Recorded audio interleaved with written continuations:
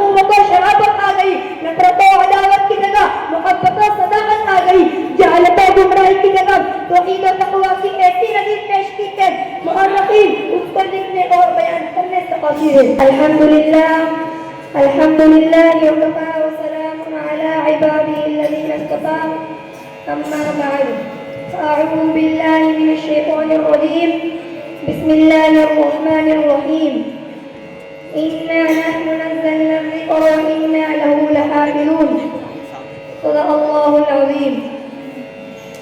मुसलमानों न घबराओ, खुदा की शान बाकी है।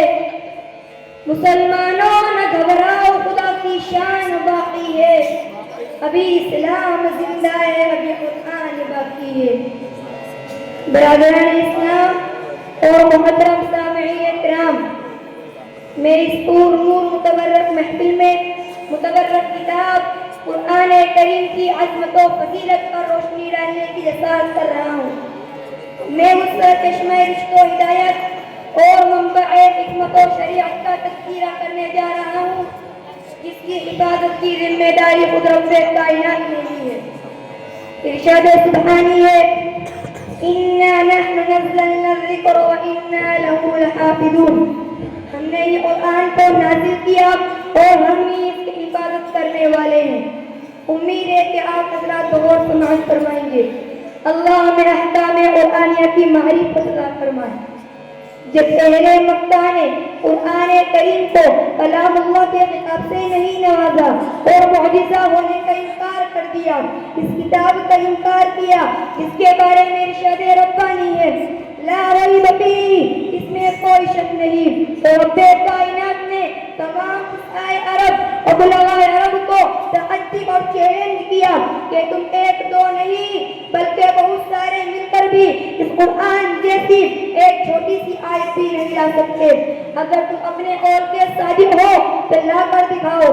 कुरान ने इस तरह नक्शा खींचा है, वइन कुंतुम फी रैबिन मिम्मा नज़्ज़लना अला अब्दिना फअतू बिसूरतिन मिन मिस्लिही। अगर तुम लोग उस चीज में शक करते हो जो हमने अपने बंदे मोहम्मद पर नाज़िल किया, तो तुम इसके जैसी एक छोटी सी सूरत पेश कर दो। उस आए अरब ने लाख कोशिश की, लेकिन आखिर में इसका इजहार किया।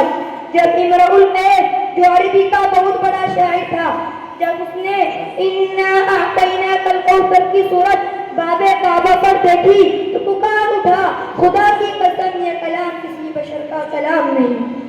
शेदाइयान इस्लाम, आइए मैं आप हजरात को अज़मत कुरान सुनाता हूँ।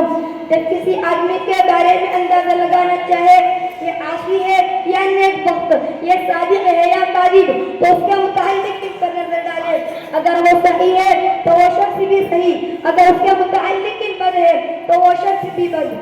ऐसे ही अगर कुरान करीम की फजीलत पर नजर डाले, अगर कुरान करीम की रफ़अत पर नजर डाले, अगर कुरान करीम की अज़मत पर नजर डाले, अगर कुरान करीम की अज़ीमत पर नजर डाले, अगर कुरान करीम की रहमत पर नजर डाले, तो इससे पहले हम कुरान करीम के मुताल्लिक पर नजर डालते हैं और देखते हैं तो सबसे पहले ताल्लुक नजर आता है। रब्बे कायनात जो मुस्तर कुरान है, जो खालिक एक जहां है, जो मालिक और रहमान है, साहिब ईमान पर बड़ा मेहरबान है, जो उसका मुनकिर है वो शैतान है। कलामुल मुलूक मुलूकुल कलाम, बादशाहों का कलाम कलामों का बादशाह होता है। पता चला कि कुरान सबसे आला है, कुरान सबसे अर्फा है। कुरान करीम तो दूसरी किताबों पर फजीलत हासिल है। आइए आगे चलते हैं, दूसरा ताल्लुक नजर आता है।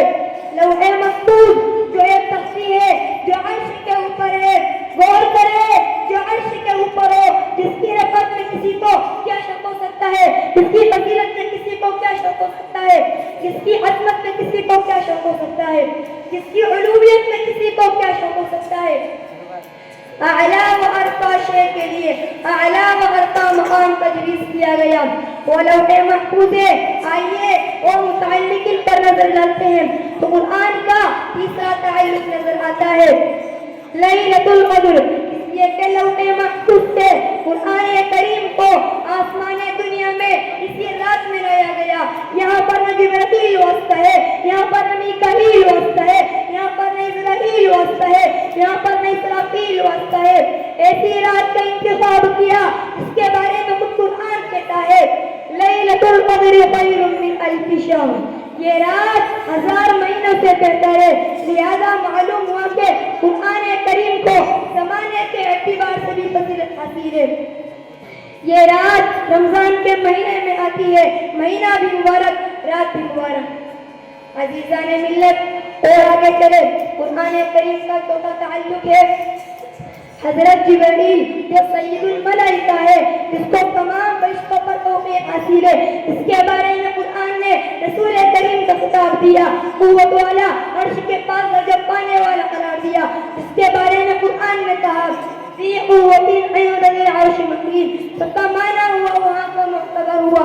اس فرشتے کی فضیلت میں کوئی شک کر سکتا ہے جس کو قرآن نے عزت والا قرار دیا, جس کو قرآن نے قوت والا قرار دیا, جس کو قرآن نے خدا کے پاس درجہ پانے والا قرار دیا, اس کے بارے میں جس کو قرآن نے عزت والا قرار دیا, جس کو قرآن نے بہتر امانت قرار دیا.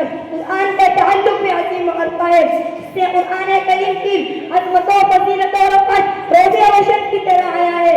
قرآن کریم کا خاص تعلق ہے مکہ و مدینہ, یہ زمین کا حصہ ہے جہاں سے زمین کی ابتدا ہوئی, جو زمین تمام زمینوں سے زیادہ فضیلت رکھتی ہے, جس جگہ پر جنگ و جدال کرنا حرام ہے, یہ جگہ دارالامن ہے اور قرآن کریم کا شکا تعلق ہے.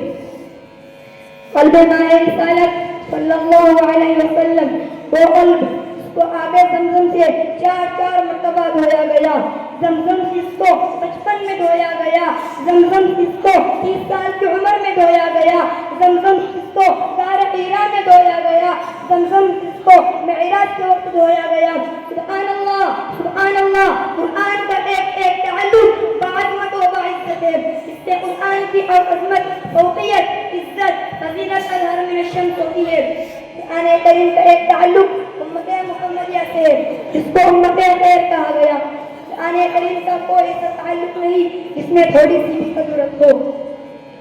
برادران ملت, قرآن کریم ایک دستور حیات ہے, قرآن کریم ایک جامع قانون ہے, قرآن کریم تمام علوم کا گلدستہ ہے. قرآن کریم ایک ایسا مکمل نظام ہے جس میں زندگی کا ہر پہلو بیان کیا گیا.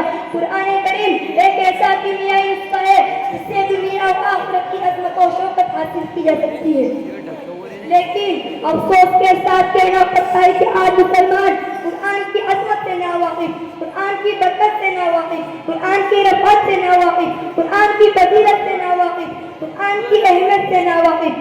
جب محسن انسانیت صلی اللہ علیہ وسلم نے قرآن کریم کو عوام الناس کے سامنے سنایا تو باطل کے سرے رواں کو توحید و ایمان کی دولت بخشی, نفرت و عداوت رکھنے والوں کو حقوق و شرافت کا سبق سکھلایا. پتھر کا کلیجہ رکھنے والے عمر نے جب قرآن کو پڑھا اور سنا تو دستے رسول صلی اللہ علیہ وسلم پر ایمان قبول کی. عمر باطل ہونے جا رہے تھے لیکن فائل ہو کر واپس. برادران محترم, تاریخ کے اوراق شاہد ہے کہ داستان عرب اختلافات, تنازعات, نفرت, عداوت, جہالت و گمراہی کے تلت میں پھنسی ہوئی تھی. لیکن جب انہوں نے قرآن کریم کو دستور زندگی بنا لیا تو اختلافات کی جگہ اتفاق و اتحاد آ گیا, تنازعات کی جگہ حکومت و شرافت آ گئی, نفرت و عداوت کی جگہ محبت و صداقت آ گئی, جہالت و گمراہی کی جگہ توحید و تقویٰ کی ایسی نظیر پیش کی کہ مؤرخین اس کو لکھنے اور بیان کرنے سے قاصر ہے.